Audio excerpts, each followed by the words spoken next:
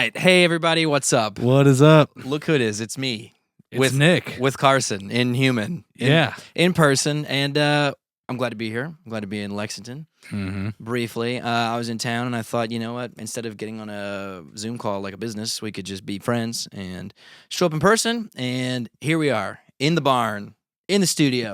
In the studio. Yeah, my studio continues to sprawl. I feel like in the back of every YouTube video, it looks completely different. Right. I'm not sure how much you guys can see right now, but I've changed where the drums are. Well, my latest YouTube videos, you can see where the drums are. I'm doing vocal tracking after this podcast, so I have my Soyuz up in the background, and it is just constantly living in transition. But I'm very close to the everything is always plugged up all the time, and I hit two buttons and I can do piano or vocals or drums or B3. So that's such a living key the to dream. it's such a key to like creating, of just making it incredibly easy. Like just finding ways to like not get in your own way.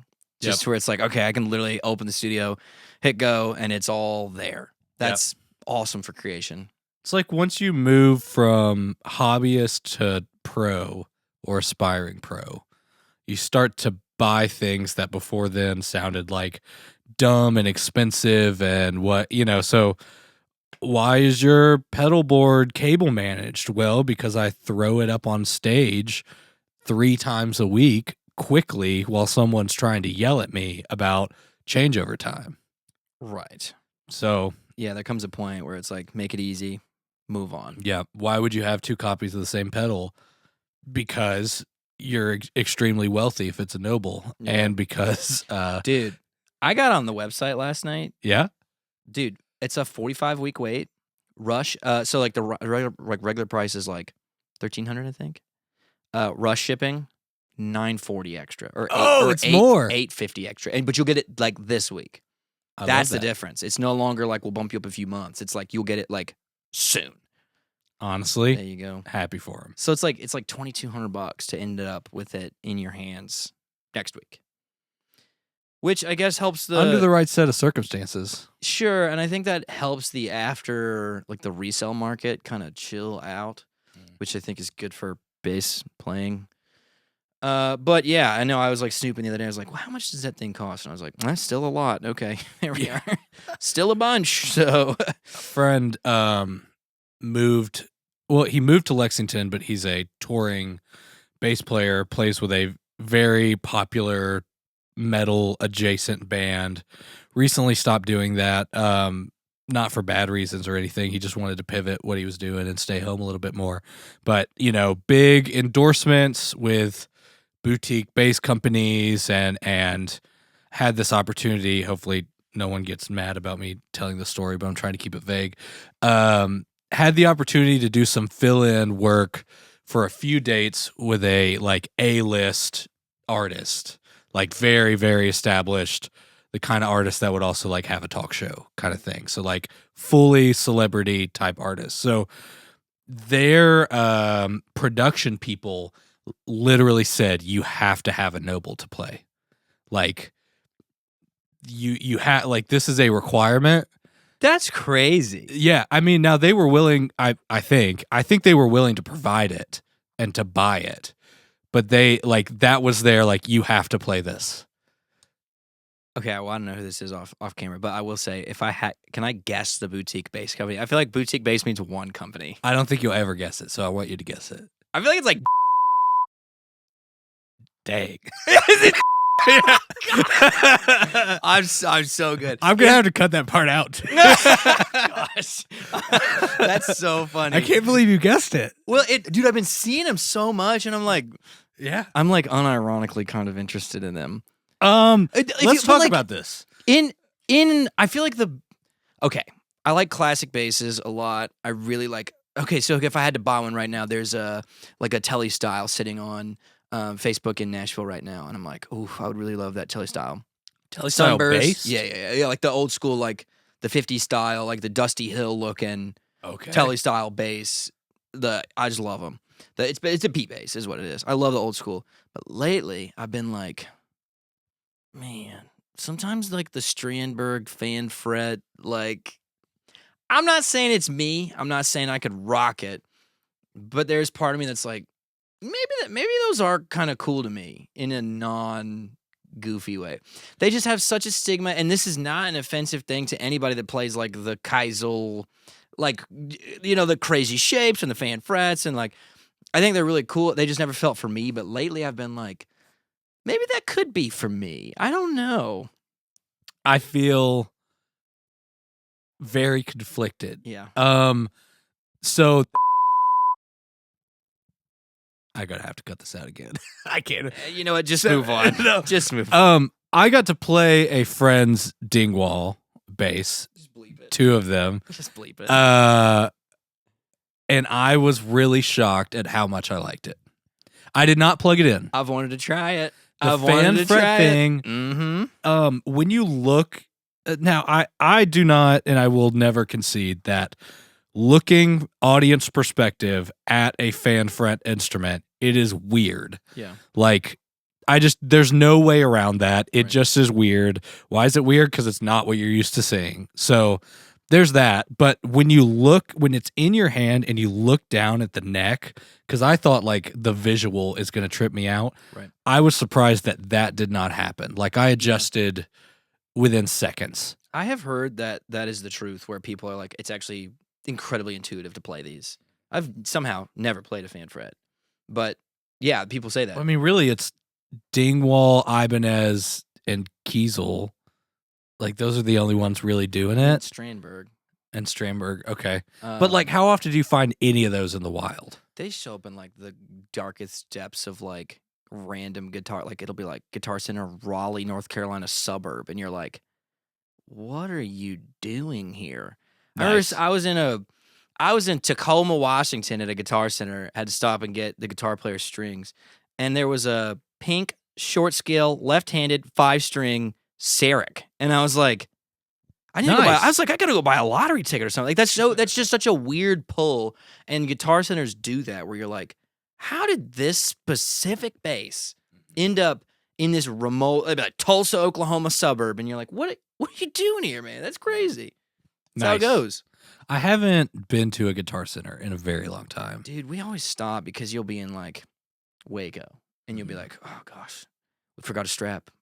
I gotta go get a strap. I don't forget a strap, but like, it's all always manager problems. No, I shove a bunch of extras in my bass case at all times. I bring like 15 cables and 14 straps, and honestly, I'm probably gonna start carrying extra strap locks too. But we stopped in, and that's just the only reason we'll end up is like, you know what, killing time. There's a Guitar Center across the street. You know what, we're in Houston. Let's go in there and see if they got something random, like whatever. That's the only reason we'll end up with it. It's never like for love of the game. Yeah, I'm kind of over that part of the game. I say that, but I probably spent more money than ever this year. It's just consolidated to a small amount of gear. Yeah, which is good. It's a good feeling to like narrow it down. But anyways, well, hell of an entrance.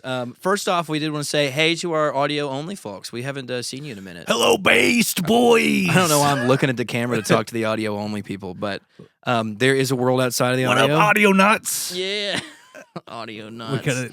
What was the? Oh no. Well, I'm gonna get in trouble again. Maybe. Based something like apparently that's a cocaine reference. I do not condone doing cocaine, and I've never done cocaine. I want to let the record show that, but it is funny. Freebased, is that what it was? Or freebasing. Freebasing. Freebasing. Okay, this is ringing a bell. We sound stupid. Put it in the Discord. To someone that knows what this is, we sound stupid right now. I know. We sound like sheltered little church kids that are touring musicians, so we're not that sheltered, but we've seen a lot on these streets. That's right. Really, these highways. That's right. These loves. For the love of the game, man. I mean, yeah, I did step over some paraphernalia out of loves literally 2 days ago. But yeah, man. I digress. Hey, you got to do what you do. That's true. But yeah, no, hey, what's up, online listeners? Hey, also to our YouTube community. We appreciate you. It's been popping lately. Been throwing some stuff left and right. Lots coming down the pipeline. Yeah, we've been doing this interesting well, also to back it up, y'all. Yo. If you don't know, we are a bit more interested in YouTube than the podcast game. Like, we like the long format podcast thing because it feels like we're hanging out. Right. Nick and I get to catch up. We get to catch up with the audience. Right. But, just so you're aware, we are interested in building kind of a community and a bit of a different bass guitar focused community where it's, we're not cheesy. I'm not saying we're cool or anything, but like, it's not a cheesy t-shirt that says like, I hide this bass from my wife or something dumb like that. We might make it. I mean, maybe one day we'll do the ironic drop, the ironic merch drop. Yeah. But Discord is where it's at. We have a close, tight-knit group of people. It's really not big. Like, come hang out. YouTube, we're hitting pretty hard. Even though the numbers are not like insane or anything, like we are really starting to feel like a community is developing. So if you want to check that out, that'd be awesome. Discord's free.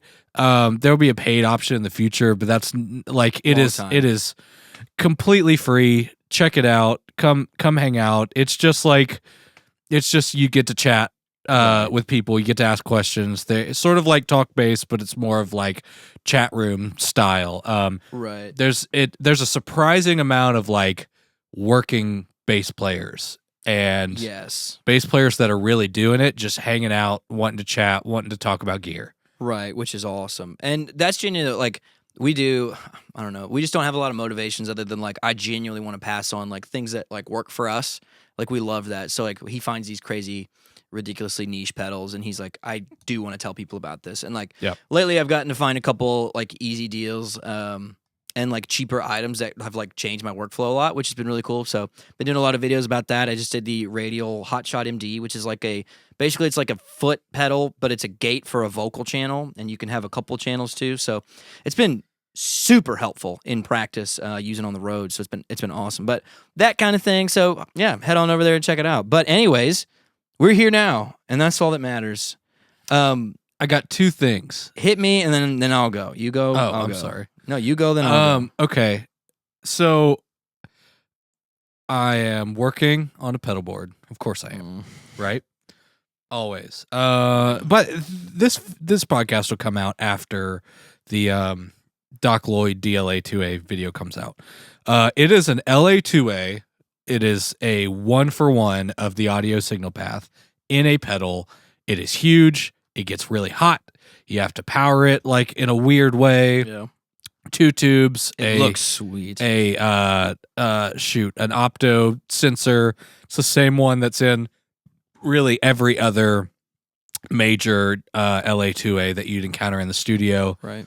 I'm obsessed. I am so obsessed. Go watch that video. I don't want to talk about it to death, but it's like one of the best things I've ever plugged my bass into. And I did a studio session the other day, like a paid session where I was just the bass player. And I am starting to get those compliments again, like when I first kind of pulled out the Noble, where I was like, this is the best bass tone I've ever encountered from you, and it sounds awesome. And as a compression hater, generally, usually in the pedal domain, I've been slamming it like 3 to 7 dB. Like when I really dig in, it's 7 to 10 dB. I love that. And it sounds awesome, and I just want like more and more of it. Just immediate vibe. Yeah. So pedal board, you guys get to learn about it early before the YouTube crowd, but the top row of it, I'm doing the 29 pedals Una buffer, which I'm obsessed with the sound of. I still don't fully understand impedance other than this helps impedance match and drive really long cables, and it matters a little bit extra because I'm pretty much exclusively passive basses. So 29 pedals Una, Doc Lloyd DLA2A, which is that LA2A compressor, and then Noble, and then that goes XLR out, and then the other, I'm forgetting the name now, Womp, the other 29 pedals buffer that's meant to be an output driver for long cable runs, because I've been doing these sessions where I'm bringing the B15, and the cable run is 30 feet. Oh, and you don't want to use one of those like DIs, the radial DIs. Yeah, that's just a little too much. With this, like, if this eliminates driver that, at the end of it, I can at least like kind of hedge against it, and it has a little bit of a tone control. Okay. Like it has a presence control that you can bring some of those high frequencies back. That's cool. So I can kind of adjust how my amp is being hit without affecting my XLR situation. But really, the news and what I've wanted to talk to Nick about is the other signal path in that chain is incorporating a quad Cortex. The way, the truth. Mm-hmm. Dude, So, I don't know what happened, but we both ended up with quad Cortexes. Like, overnight, it seems. And neither of us were looking for it. And then we both fell in love for different reasons. Long story short, I got a really good deal on one, and I had a Helix. And I was like, you know what? If I like the quad better, I'll keep the quad. And if I don't, I'll sell the quad. And I am not joking. Within 12 minutes, I was like, I'm gonna list the Helix right now. I'm ditching it. I'm going quad. For many reasons, I have fallen in love, but then Carson got into it. Yep. Because you were wanting the capture function. Yeah, I was, and I had talked to a bass influencer friend too, and I was like, actually, like I'm using, like I'm.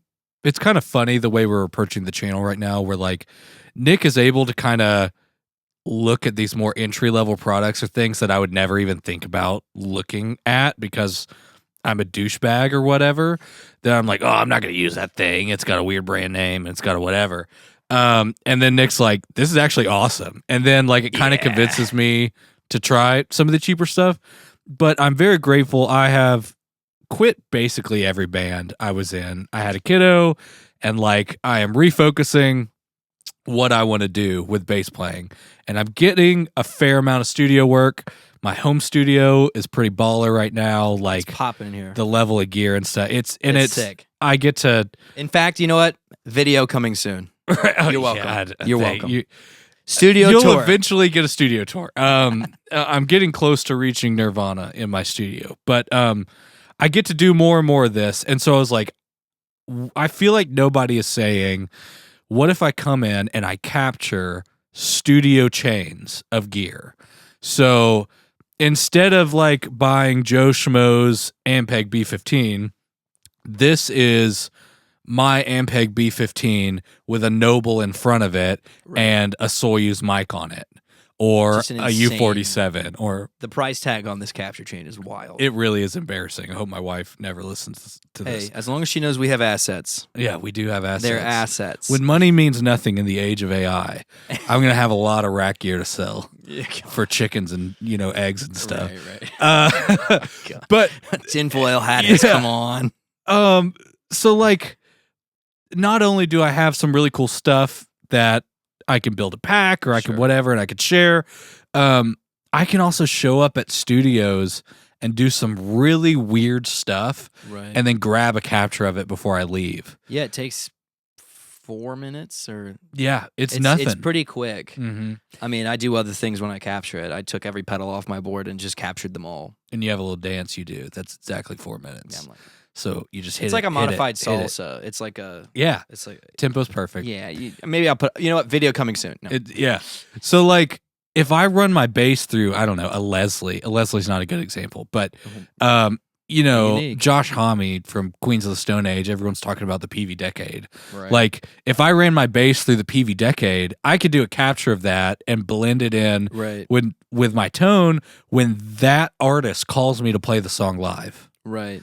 And those are the kind of things that really do interest me about the Quad Cortex. Also, things nobody tells you. My understanding is like the chip DSP architecture in the Quad Cortex is the same as like an Apollo. Oh, it is the same level. Now, the Apollos arguably like have been using a little bit of outdated technology for a while. Sure. But the fact that you could have this much computing power at your feet really is crazy. And as far as like aesthetics and workflow goes, I don't like to learn pedals. I don't like to learn digital things really. Yeah. That includes synths and drum machines. Like, I mean, H9 is like the big one where it's like not even really a screen to get used to. Right. Like the whole thing is like a workflow you're committing to. Yeah.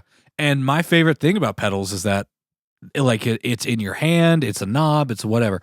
So the way the Quad Cortex uses the foot switches as like twistable knobs. Crazy. And the way you're dragging your finger on the touchscreen, Mm-hmm. it really feels like if Apple made, I don't know, a Helix. Like the refinement is very obvious. Yes. You can tell some smart folks put a lot into this. And this isn't an ad. I literally bought mine used from a company they bought it for a backline thing and they didn't need it anymore.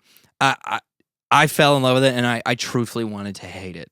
Yeah. I wanted to buy it and I wanted to hate it and I wanted to sell it, but it's extremely portable. And one of the biggest things that I fell in love with was the way that you can. So people don't know this. It is a computer and it hooks to Wi-Fi. So there's a Cortex like an app on your phone. So the other day I was like, man, I really need to get some. Like I got some really good bass tones I love. I need to get some good guitar tones. So I go on and I look up. I look up like, okay, what's a good like cliche starter point that will for sure be on there? Like let's get some like John Mayer tone or whatever. Or like one of the first ones I looked up was Alice in Chains. Yeah, dude. Like that? It's just him. It's him whispering. It's guitar tone, not vocal tone. Yeah, it's Right. recordings. Okay. No, so I was like, well, the first one I did was Alice in Chains, and there's literally you can like look it up and see like user generated presets of people doing like their own captures and like additions and tweaks. And I literally within, I'm telling you, like 10 seconds, found it and sent it to my Quad Cortex and pressed download, and it was on there. It was an Alice in Chains, like a recreation of the Dirt tones, like dead on. And you're like, bro, if this is just what people are putting up for the love of the game, I cannot imagine where this can go with paid premium content. I can't imagine where it's going to go, period. And all that has just been wild. So I get to share my tones like with everyone that I've like my captures. Like I love my captures of my JHS Kilt a lot. And I love that pedal a lot. And I've just been like evangelizing and sending it to anyone who can. So I love what it's doing on the back end as well as just like the sheer insane tone. Yeah, and if you guys know me, or really us, but me, because I'm curious about your answer to this too. I'm not like a super like I have to run into a cab sim all my life really of bass playing. An amplifier really was never part of the equation until I got to have the B15 in the studio, and I have a really great B15, and that actually means it's pretty freaking clean. It's a pretty accurate representation of what's going into it with just a little bit of heft and a little bit of that, low lows are gone and super highs are gone. So a lot of the people I see that are doing these things, they're all about amp tones. Also, I think that's one of the things that separates us from some other bass channels is like we do not, the first thing we do, load up a cab sim and then put a pedal in there because that's just not, I mean, it seems like that's really popular and that's cool. And maybe that is the number one thing some people hate about what we do, but it just feels like everybody else is taking a kick mic or something and micing up a scoopy cab anyway, and it's like super scoop. And then you're like, well, any pedal is going to sound good under that circumstance. Yeah. And it's going to sound like garbage in a mix, that's for sure. Sorry, I digress. Are you running a bunch of cab sims now that you have basically the world at your fingertips? I actually built, this is crazy. I captured my Jadfir capo. That is insane. Yeah. So I captured the capo, and then I put it in the same chain right next to I have like a capture just someone did of an SVT that I thought sounded pretty smoking. And if I want a DI tone for an older gig that I'm doing, like if I'm doing like old school country, something like that, I use the DI. And if I want like a rocky, scoopy, punk rocky, or like certain venues, capo DI as the DI. Yeah. And then so you got the Quad Cortex in front of it? No. I use the capture. So in my Quad Cortex in the chain, sometimes I'll use the quad the SVT, and sometimes I'll use the capo like thing. So the capture. So I use both. Switching. I mainly use the SVT because a lot of the rooms that I play, the similar rooms, all have PAs that I'm familiar with at this point, and I know that a lot of these bars that I play downtown Nashville are incredibly brittle on the high end. Mm-hmm. And then there's other ones that I know that, dude, I'm not kidding. I played one the other day. I'm not a betting man, but I do not know that there was any bass that wasn't in the subs. I don't know that they put an ounce of my bass in the tops. I hate that. All this money, and they're just like, I don't know, give them like 120 and below. Like, that's crazy to me. I'm muddying things at this point. So that's what I'm doing right now. I'm switching back and forth between, and it is definitely getting the job done. And the quad is doing so well that I pulled every pedal off my board and built a new one with the Quad Cortex and a Shure GLX-D Plus wireless, and that's it. Yeah. That's the whole thing. The versatility is pretty crazy. That's insane, dude. I didn't want this. Yeah, you're still not going to see me only Quad Cortex it, but I'm also not traveling like Nick is. Like I'm going to do weekend runs for the rest of the year with Abby, or for a lot of the rest of the year. And that'll be the extent of my touring through the rest of the year. So like, it's not that bad. I still roll up with the huge thing and it's heavy and I love it. It's a ton of fun. Yeah. I grabbed a multi-effects unit because I was like, the DLA-2A plus the Noble right now for me at least, and based on the feedback I get, is like my tone perfected in a lot of ways. Now, I'm not going to act like I'll never change it, but I'm very happy with it. And I don't know if it's just me getting older and being more mature about this kind of like rampant bass consumerism, but probably not. Like I really like it. Because of that, there are a bunch of pedals that I don't want to be switching in and out for one gig. And there's things I've wanted to do that I really didn't have room to do, like a volume pedal. Like I want to do volume swells. So what do you need to do volume swells? Really, you need a volume pedal and probably a reverb and a delay. Right, to do anything that doesn't sound lame. And I'm not saying like get into crazy bass territory yet, at least. Like just a simple volume swell as a transition on a gig, you need two big pedals for that. With this, I can have one expression pedal with the Quad Cortex. Now the Quad Cortex is huge. But it does the job. Like I can program it to be a volume pedal. I can program it to be like wet dry on a chorus to like vary the amount of chorus that's happening as I'm playing. Chorus on bass is awesome. That's very like rarely what an organ would do with their mod. That's super cool. I haven't got into like crazy self-oscillating stuff. I don't even know if you can do that, but that might be something I experiment with eventually, especially if I'm with a heavy band that has kind of those moments where I could do that kind of thing. But really, there's just all this utility stuff that I want to have on deck that I don't want to drag these pedals around for. Yeah. And I can switch where they are instantly. The only thing I've encountered so far that I think pairing another pedal with the quad is appropriate is the Boss OC2. I have an OG Japanese Boss OC2. Yes. And it's not the octave part of it that is all that impressive. Really, it's the way I'm pushing it and stuff. It's the way it's distorting. And like the way it just like kind of has a vibe to it. Yeah. So it is in the effects loop. There's like 2 effects loops on the Quad Cortex. It's in the effects loop of it. So I'm using the quad now as a switcher on a gig. Right. And then the biggest thing that I've enjoyed, because I'm very vanilla, like absolute mind-blowing game changer to me, is the adaptive gate. Funny. Yeah. We're so old. Yeah. You like I put a limiter at the end of my signal that I've never even seen come on or hit, but that's just in case I'm doing some crazy thing with 7 pedals and I feel like I'm about to blow up the PA. I have like one little safety limiter. Again, never seen it activate. In front of that, I have an adaptive gate. I swear I cannot notice when it's on and off. Guys, it's so good. It is like that should be a pedal. It blew my mind. I do want to go really back a second. The biggest problem I've had with a lot of modelers is I don't feel like they do the OC2 justice at all.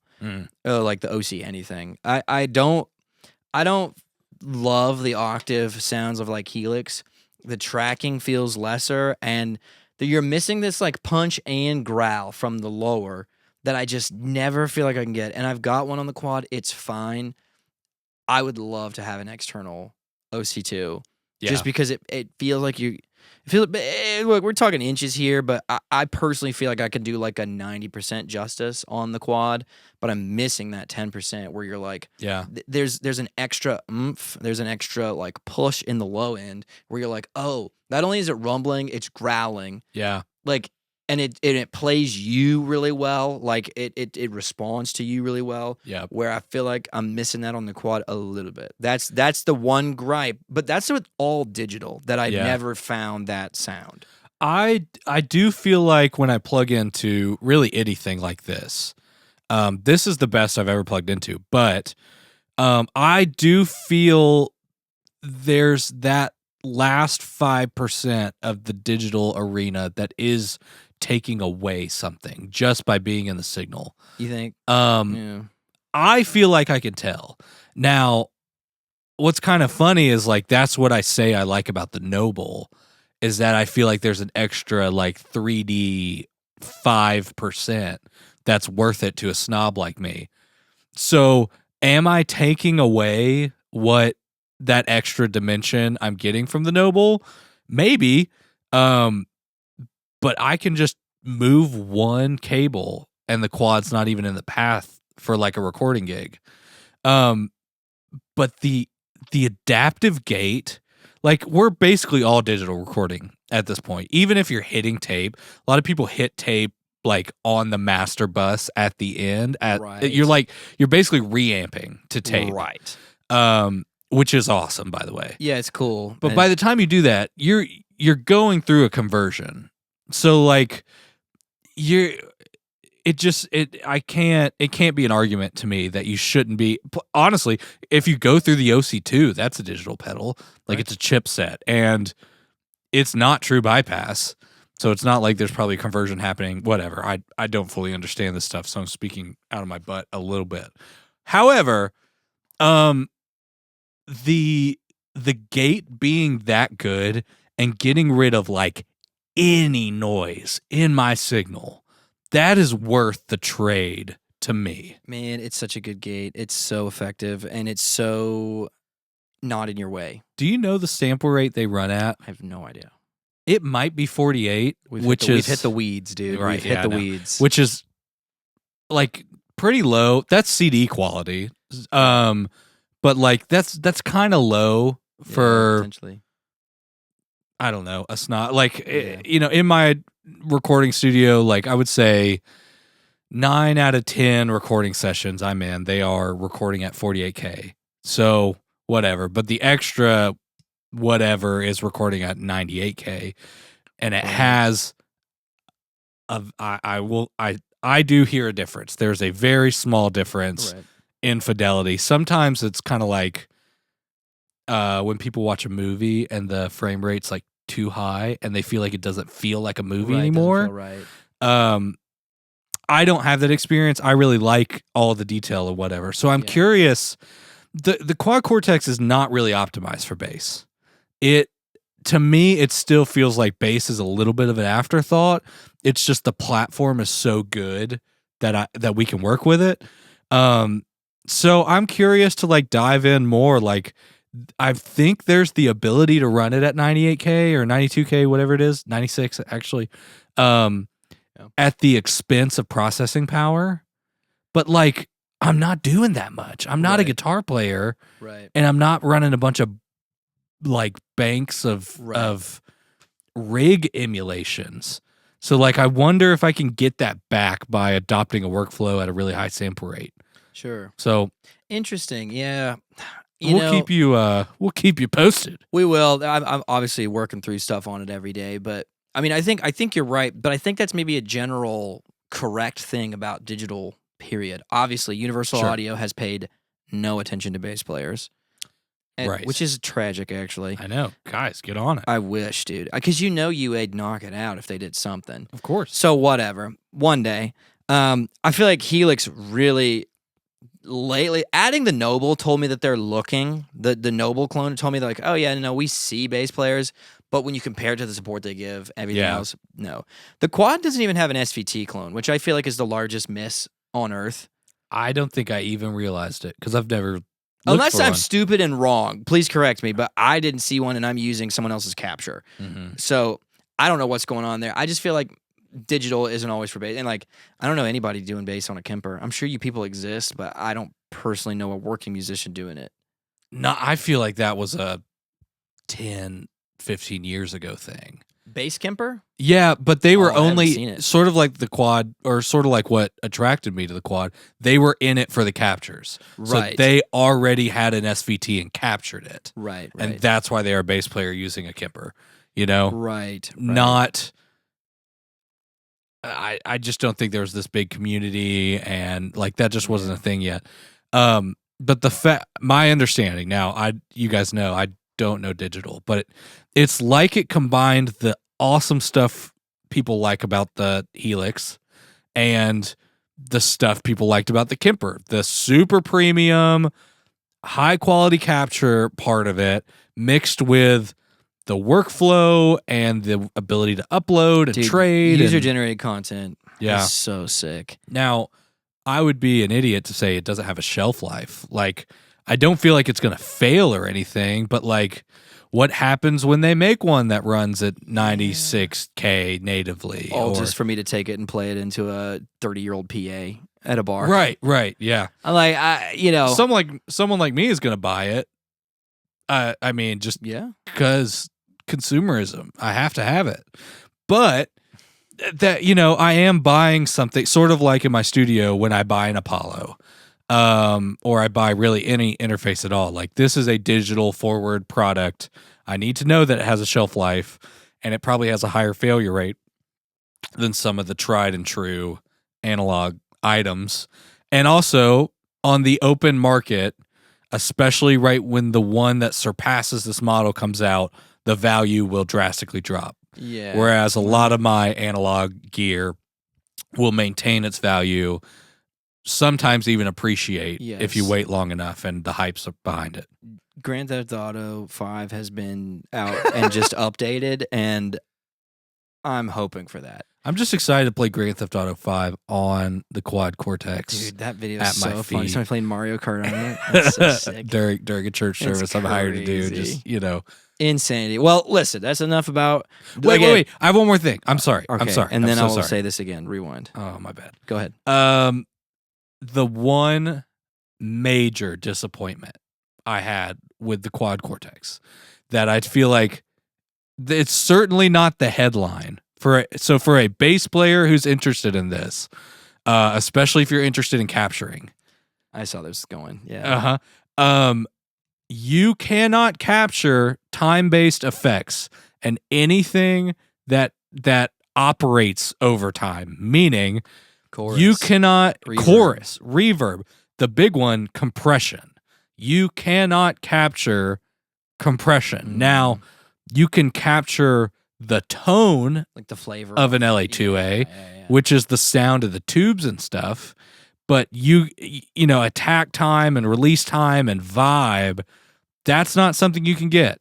I did not know that. I thought I was going to capture my LA2A and my 1176 and my SSL bus compressor, and boom, studio on a board. The technology is not there. Yeah. So, which makes sense when I think about it. When you think about it, you're like, okay, yeah, I get why. But I also don't understand capturing really at all. It's above my small mind, if I'm being honest. So I think they're focusing for a reason on putting in built-in effects that are time-based.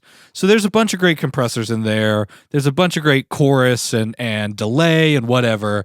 And there are a bunch of awesome, mostly guitar amp captures, but the community is capturing a lot of that stuff. I think there's a B15 in there that's stock. Yeah, there is, and there's like they approach it from like two blocks, like a B15 head, and then you put in the cabinet, and then you start getting into like, is it mic'd with a ribbon or a condenser, and what's the location?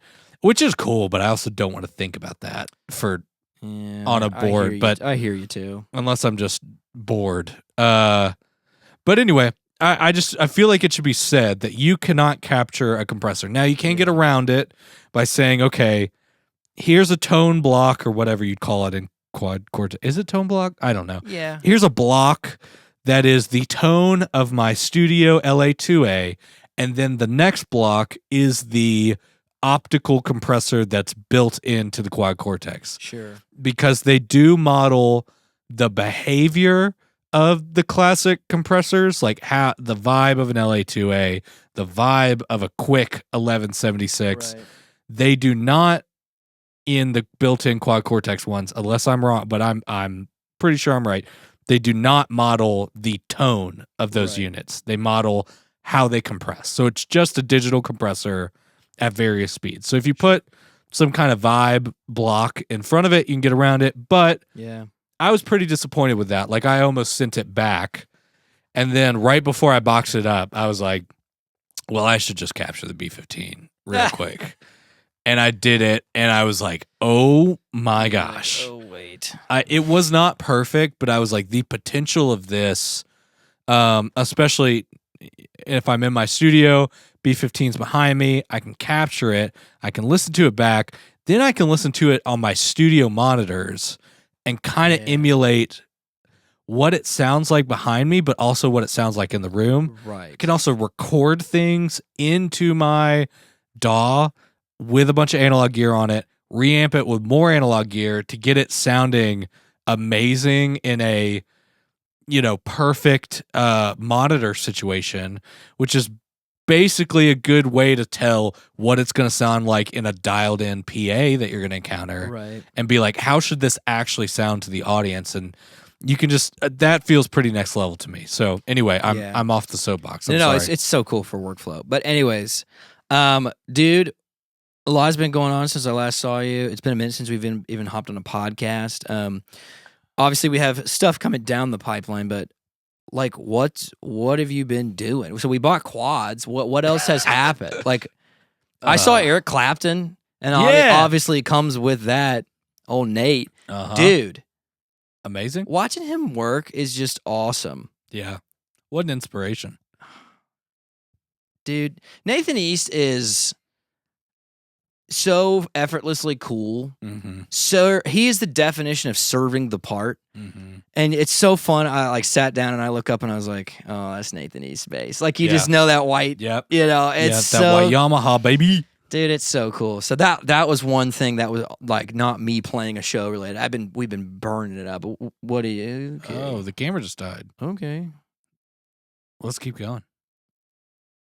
You know what? Let's keep going. Yeah, it'll just be dark at this point of the video. Dark.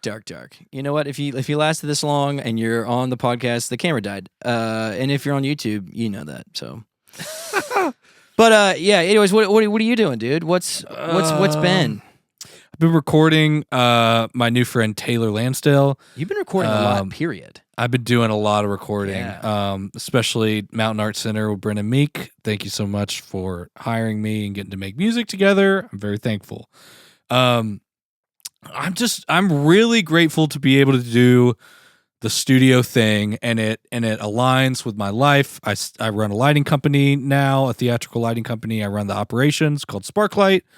That's been amazing, stressful many days, but it's super rewarding. So bass is not like my full thing, and I really have always enjoyed coming at bass from a producer's mindset.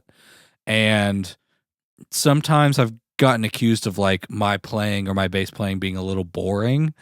And the studio people are like, yes, like paying the bills. Thank you so much for not overplaying. Oh my gosh, dude. So that's been really good because I've kind of found a lane of people who really appreciate what I do, and man, it saves time in the studio. Yes. And so like me and Brennan and Caleb or me and a few other session musicians will just knock some stuff out and play in the room together, which is something I've had multiple experiences lately where I'm finally getting to play with full bands in the room. We worked on a person's full-length record recently at a different studio with different people that'll hopefully come out early next year. That was another like amazing band-focused experience. And I've been doing a bunch of mixing with Analog Gear and producing, and that has just been giving me life. So it just gives me a fresh view of bass playing coming at it. So yeah, that's sick. For the most part, that's been what I'm doing. That and just redoing all my workflows, buying quads and saying no to gigs. It's awesome. Dude, that sounds great. Yeah, man, I've noticed you've been in the studio constantly, which is so good for that like aspect of the way you approach your tone. Yeah. Like when you like it's your job to get in the weeds about it. But dude, I just want to go back to getting gigs is so about playing the part well and correct and not overplaying and being a good person. It is so much less about how you can thumb, pluck a weird bass solo. That's cool. I love it. But like, you're not going to get called. Yeah. Hey, can you chill with the rock star types or the Nashville side guy types on the weekend and then not offend the Christian artist that just hired you on a Thursday in the studio? Like, are you the kind of person that can hang and be versatile like that? Can you not it's just you kind of have to be a chameleon, not only in the way you're playing, but also in the way you can care and hang out with people. Just fit the room, dude. Yeah. We talk about on the bus, like people that make the bus small is a term you're going to hear. And those are people that don't get gigs anymore. If they project the ego too hard or take up too much physical space, like leaving your stuff everywhere or talking down to people, if you're leaving your shoes all in bunk alley where it's dark, if you're leaving your cups around everywhere, it's like, man, you got to figure that out. So those kinds of things add up to getting called back, not crazy overplaying. Like boring bass playing is so good, especially in the realm that I'm in of country music touring. Like somebody that'll show up, play the part, and play it boring. I'm like, thank goodness. Yep. My you know what goodness. to expect too. Especially in my town, I'm like, dude, everybody can go crazy on it. Everybody can show up and just absolutely give you the weirdest tone ever and play something wild over it. And sometimes it's really nice to just sit down and you go, oh, you just like learned the song. Which is a crazy thought that's profound. There was like a Questlove, I think it was Questlove, and I think it was talking about James Brown. Forgive me if I'm butchering this whole thing, but the spirit of the story is the same. Like holding auditions for a drummer, and they'd have a drummer show up, and they'd get into, James Brown does these just long, just long funk passages. Right. I mean, they will go for 20 minutes on one vamp. Right. And he would hire a drummer or a bass player based on did they play the theme and basically not embellish. Because it's like, it's my job as the front man to embellish. Oh, yeah. I need you to play the groove for 20 minutes. That's crazy. And not hit like a single embellishment. Dude, I find myself more and more on gigs. Dude, I play so many 4-hour gigs. It's so easy to get carried away and try to keep yourself awake. Yeah, and that conscious. You just start overplaying. You just start going everywhere. And it's been so funny that when I'm working, I literally have to go, oh, you know what? Try and settle down. Like try and ease up, brother. Yeah. Play the line. There's obviously times and places to get crazy. Yep. But for the most part, dude, matching that kick drum has gotten me so many more gigs than playing any crazy scale, 1,000%, any crazy run. It's something special. But dude, I love it. You've been really doing some good work lately, so I think that's sweet. Thanks, man. I was just checking the camera to see if I could start it again, but I can't. So we're gonna keep going. What are you into? Dude, what have you been up to? First off, I've been touring like crazy all summer. Amazing. You've done some amazing stuff. We did some really good shows. I played in some really fun towns, new towns. Couple quick shout outs to rural America. I had a great time in northern New Mexico. Had a really good. It's so gorgeous. Never been to New Mexico. The people are so nice that are up there. Like I think it's just a region of America where they're like, oh, we can't believe anybody showed up. So they're just like so nice to you when you show up and play music that they're like, hey, thanks for coming. We appreciate that. Yeah. So that was cool. Man, I've been in Texas a bunch. This past weekend I was down in Waco. I was down in outside of Austin. It's not a joke. I played my 3rd peanut festival for the year. Amen. 3rd. Different peanut Glad festivals. You're not allergic. Dude, they don't even have that many peanuts. They would have an EpiPen station. The Peanut Festival and the EpiPen Festival. The Allergy Festival. Yeah. It's just like house dust and cats. Dude, yeah. We've had a good time, though. I've been, just making it work. It's taken up so much time that I haven't gotten into a lot. So as we slowed down, I'm just like getting back more into Broadway stuff. One of these days I'll get back to making my music. Yeah, But, you should. Nick has know. great music, great writer, great singer, great Dude, guitar player. It's just been so long since I've like created anything like that. The indie kids need you. If only You could bring it back. Geese got me feeling creative. So I no. love Geese. Yeah, dude. I have been listening to the Geese record. Laney just put out a new record. Shocker. It's got McGee guitar tone all over it. Who'd have seen this coming? Right, yeah. I'm not mad about it, but it is incredibly on the nose. We're going to look back and go baby, go baby, go baby. Dude, is this the equivalent? I had to turn that record off eventually. Yeah. Is this McGee tone that's showing up everywhere? This like super dynamic based gritty tone. Is this going to be our stomp clap music? Or is that more cliche? You know what I'm saying? I'm afraid, bro. McGee is a savant, a visionary. I traveled multiple states to see a show. Right. And I just don't I did that for Idols and I did that for McGee. Right. And it was mind-blowing. Yeah. I listened to his record so much that my wife would not let me listen to it in the house anymore. As well as watch I Think You Should Leave. Both actually, now that we've had some downtime, I'm bringing them back. We're back. We're so back. We're so back.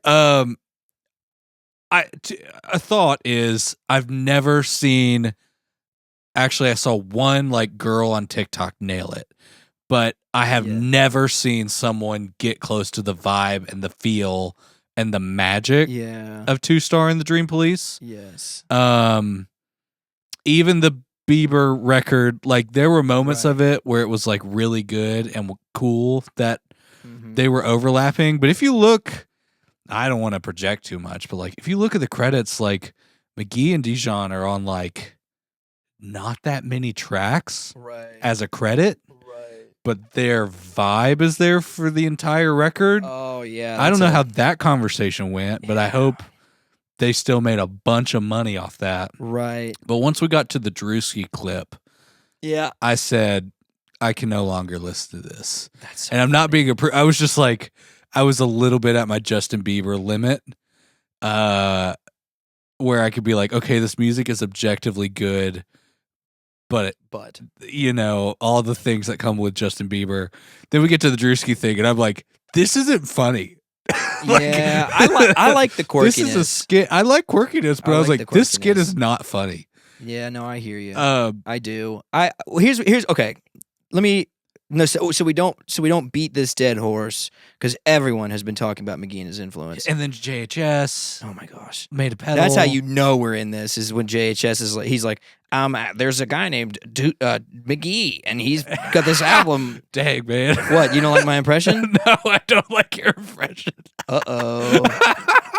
Well, that's how you know it's really reached like really out of the underground that it was. Extremely mainstream. Yeah. No, not to say that JHS doesn't have his finger on the pulse, but here's what I think I love about it. It really changed workflow for people. Yeah. It's the first time in my guitar playing career where people were like, what if we don't do an amp? Yep. The first time. Mm-hmm. I think that's awesome. Yep. It's also really encouraged imperfection back into pop music. Mm-hmm. And I think that is so cool. Yeah, and I think that's also what exposes how lame other aspects of pop production are Yeah. when you have something objectively cool and vibey next to it. Now, there are times where that juxtaposition is the coolest. Like the most modern, the brightest mixes, the loudest masters. Sure. Like there is a time and place for that. Like I'm not immune to there's that band The Midnight. Oh yeah, that everybody likes. And The Strike, they do that like super high produced like 80s synthwave thing. The Night Game is I like The Night Game quite a bit. Yeah. That's my midnight, you know. I just saw Boys Like Girls, by the way, which is The Night Game. Was it awesome? Sick. Awesome. The guy's got so many moves. Yeah. He's like throwing his fingers out and pointing at people, and he's wearing like a fur coat and no shirt under, which is like crazy work. Has he just like does he own the band name now and that's why he's back doing basically The Night Game? I don't know what Like the Girls? vibe is, but he's a huge writer, and I think if he wants it, he can have it. Sure. The guy's got cash, so nobody's worried about More that. power to him. Nobody's But worried that's about like that is my when I want to hear that hyper pop, super loud, Sure. everything on paper I'm supposed to not like mix, but I'm like, this is awesome. Yeah. When I hear it. So there's a time and place for that. But like we are kind of squeezing the fruit that is McGee tone, dude, until it's dead. Like already, like it. Yeah, it's on a Justin Bieber record, but like it's not even cool. It never even got like fully cool, and I feel like we've just killed it, dude. It's one thing to say that something is like reminiscent, but it's another thing to be like indicative to the point of like, oh, if that's not him on the record, then someone was like, let's do the McGee thing. Like that, that will be a sentence said out loud. Yeah. So what does that mean about all, like, I mean, obviously music can be reinvented again, and there's a lot of these bands that are like doing the 70s thing. And I'm not even specifically talking about Greta Van Fleet, but there's a lot of bands that are like, let's do like the bell bottoms, blouses thing. Right. It's indicative to the point of like, oh, you're just doing Steven Tyler. Game, blouses, dodgeball. Sorry, go on. I love it. I love it. I don't know. I'm not here to hate on it. I think I like a lot of the things that are being produced because of it. But what does it mean that we're at peak saturation and people are still going, like, how do I get the McGee thing? How do we do the McGee tone? How do we add the McGee sauce? How do we approach it from that way? What comes next? I know. What does McGee That's what I mean. do next after all of this? I would hope he does something different. Yeah. Or quadruple down. He just gets into comedy. Yeah, dude. Yeah. He's also, man, I know the McGee conversation is so everywhere, but it's just still so interesting that we're like kind of like even pulling away from the McGee saturation, and you're still like, what does this mean for music? Like this is like such a large wave on the production end, and I don't know. Didn't like where we land. Clapton said it, or Keith Urban. No, it was Clapton. Was like, McGee is the greatest guitarist of my lifetime, or so. Like, I don't know that he said that, but he was like, "You gotta check this guy out," and it's like, dude, this is Eric Clapton. Maybe like one of the most innovative guitarists in the last 20 years, or something. You know, because it's innovation that we have not seen in the underground or the mainstream. Like it's such a wild approach to it. So it's like, okay, I don't know. I don't know. I don't know where it goes. But here's the other thing I'll say about the McGee thing. He's not on social media producing and being like, did I just make the song of the summer? And it's like, Dream Police or whatever. Did I just make the song of the summer? Yeah, he's not doing that. And I think that's so interesting. I'm not saying you shouldn't do that at all, but I am saying you get mystique back. You get subverting it. You get artistry and coolness back. And it's almost even cooler when you find it not on TikTok. Yeah. Like sometimes I'll find a band on TikTok that's like ripping and super cool. And I'll be like, kind of ashamed to be like, oh yeah, I found him on TikTok. Like, it's super common for hardcore music to be spreading like wildfire through TikTok. Whether it's like a funny joke or like just being like, check out this band playing this set. And you're almost like a little bit like, I hate to say it, but I found him on TikTok. Like, like that kind of thing. And he's not catering in the same way. And there's something so cool about it. And that method, if it has its effect and brings like mystique and mystery and like coolness back to just like artistry, That could be cool. Are you seeing that in any other corners? Do you know what I'm saying? Where like, yeah, you didn't like Radiohead wasn't out here like making Right, videos and right. posting them. It's like it's cool because they were moving in silence, and then all of a sudden you'd be like, "Did you hear in Rainbows, dude?" Like Yeah, all of a right. sudden you're like, "This is crazy." I have a couple like quick thoughts. One of them is bass player. If the McGee influence keeps going? What do bass players do after everyone's showing up with baritone guitars? Like, oh yeah, we're just gone. That's there's been a trend there's been a trend in like melodic hardcore for a minute where everyone's like 7-string guitar. Right. They don't really have a bass player. They'll just have Animals 2 as leaders. or 3 7-string guitar guys. Yeah, Animals as leaders. They don't have a bass. And like, I mean, even then if they need like low and end. it's awesome. Sure. But if they need low end, sometimes they're just tracking some synth bass. Yeah. Like and it's not, that is a totally different approach to a show and all that kind of stuff. Right. So there's that. The other thing is like when I'm producing and stuff or talking to like certain artists, Americana and country is different. And we know we're both like very steeped in that mindset just because of the area we are.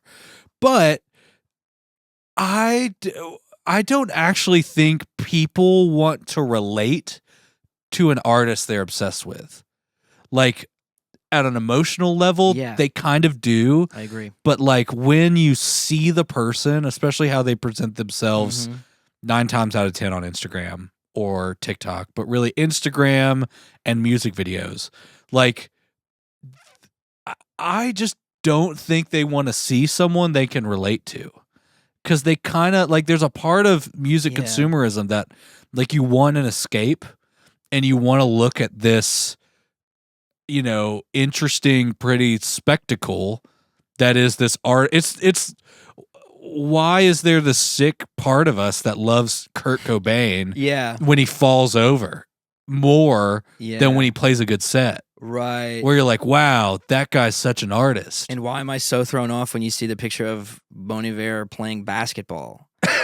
Like, you know what I mean? You're on like, the inverse, wait a second. You're like, oh, this guy wears shorts? He has hobbies. Like, that's crazy. And it's just, I don't know. I'm not saying any of this is good or bad because there's plenty of like artists and comedians and actors and just public figures that I love because they show their personality. I love it. It's a really good thing in the modern age. But, you know, maybe there is something to be said about that. And hate sells.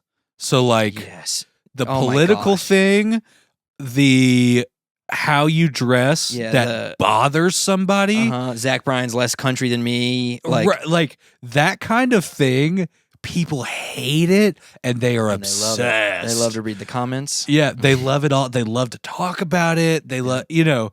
So what's weird is the side guy persona is so the opposite of the artist persona because we are supposed to serve the artist and help whatever while also like once you get to a certain level you're also going to be looked at on are you physically attractive and do you wear the right things and like are you you know are you going to look good on CMT or only whatever specific gigs like that's kind of another level but if you're at that hyper pop thing where you're basically have to be a fashion icon that's holding an instrument. Like that does exist. And those are the type of people that like, they love to hate what like your jeans are loose now. We hate it. Yeah. We hate it. And then you're like so mad that you're like, but that music is really good. Yeah. Like I hate the way that guy's talking about, you know, Indian culture now. Like I'm referencing Mr. Tyler Childers right now. You know, like like oh he had a spiritual Indian song on his record. What's that guy doing? I'm done with this. And then, you know, you go out to the car and they're like bumping the record. I don't know what this means, man. It all leaves me in a state of like really good like contemplation over it, but I don't know where it's going, and I don't know what this means for us. So very interesting, right? Sure. Yeah, we detoured pretty hard. I thought we were gonna two things. I thought when the camera died, we were gonna stop pretty close after that, and I thought when I forgot to put out music stands and we're having to hold SM7Bs in our hand. No, I love it. I thought that also meant we were about to cap this at 45 minutes. If y'all could see the way I'm holding this right now, you'd fatigued. probably be mad. We're fatigued here. Oh my gosh. Well, listen, you know what? I do want to say, A, thanks for listening this far. B, Carson, it's awesome to see you in person. You're the best. You're the freaking best. And everybody, tons of stuff coming. Subscriber die. Sorry about all the stuff that Carson had to cut of. I don't know. Maybe I don't cut it. Yeah. Should I cut? Also, nobody Sure. who would be mad is going to listen. It'll be great. I mean, if JHS sees this, I'll be happy. So. Oh, that was funny. Oh gosh. That's true. You're worse than me in this. Sometimes one, I'm yapping, but anyways, listen, we appreciate you guys. Join the Discord, hit our links, shoot us a message if y'all need anything. Let us know if we can be of any help in your life. Please let us know. And we have a couple. I know we've been kind of out of the podcast game for a while. Again, please look at the YouTube stuff. That's where we want to hang out. That in the Discord, whatever. We do have a few very, very cool interviews scheduled for some folks to join us. So time to play the game. It's time to play the game, baby. Rest of this year is going to be awesome. It's going to be awesome. Where I'm kind of, Nick had a funk a few months ago where he was just on tour. I've now had a funk and Nick's been releasing some really cool stuff. I'm kind of coming back out of the funk, and Nick is coming off the road a little bit for a sec. So we're going to be making some cool stuff again, talking to some cool people, and just hanging out. Oh, man. And the Reunion Blues Gig Bag saga has continued to be crazy. I should have just bought a mono. Yeah, I don't know if I've told you guys about it yet, but I think you have. I've been saving it for a video idea. Because I was like, reunion slam? Like, do I do a mono versus Reunion Blues gig bag review, but the gig bag hasn't shown up? Yeah, it's just you holding a mono. Well, I guess I prefer the mono because it's here. Because it exists.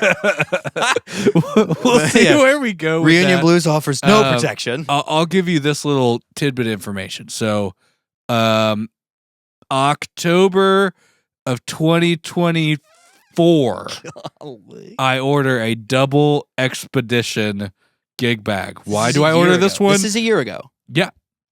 Why do I order this one in particular? Because it's the only one you can take the padding out and have a Thunderbird base in one of the sides of the double gig bag. And it is the most protective gig bag on the market, I believe, especially for a double. That's a year ago. I like how mono looks a little better. It's a cooler vibe to me. But like pure utility, I want to take two bases to a gig, so I want a double gig bag, and I want the most protective one. A year ago, I ordered this thing, and I was told it would be the end of September of 2025. So I started messaging. I didn't mean to say all this, but we're just going for it. I'm sorry. So I start messaging them, and I'm like, "Hey guys, seeing as it's September 1st, we still on track for this?" They're like, "Yep, it's scheduled to be restocked on the 26th." And I'm like, "Dope. I love that." In fact, so I messaged them on the 25th. I'm like, "Hey, you guys, you're still gonna restock this? I'm excited to get it." They said, "Yep, it's gonna be restocked September 26th." Awesome. Well, seeing as right now it's October 13th, I sent them another email. I said, "Hey guys, just curious." Today. This is hot off the presses, dude. This is pressing. And I'm like, "Hey guys, seeing as it's like October 13th, where are we at with this?" And they said, and every time they give this like total canned post-COVID response due to supply chain shortages. Like COVID was 5 years ago, not really 5, but dude. like because of supply chain shortages, whatever. So they send that every time, and then they tell me what the date is. March 2026. Oh, they are scheduled to restock. Cancel it. What I do need to make clear is they do not have my money. They do not they offer to cancel the order every time. But I just want the gig bag. At this point, I just want it to be in your hands for the story. Yeah, and the video is gonna be hilarious. The saga. Like, it's gonna be funny.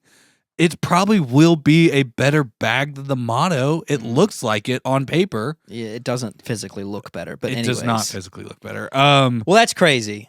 So we'll see. But I so badly want to make the video that is the Motto bag versus Reunion Blues, and the Reunion Blues one not even be here. It's just Dude. Maybe a YouTube short or something. Yeah. I'm sure they would love that.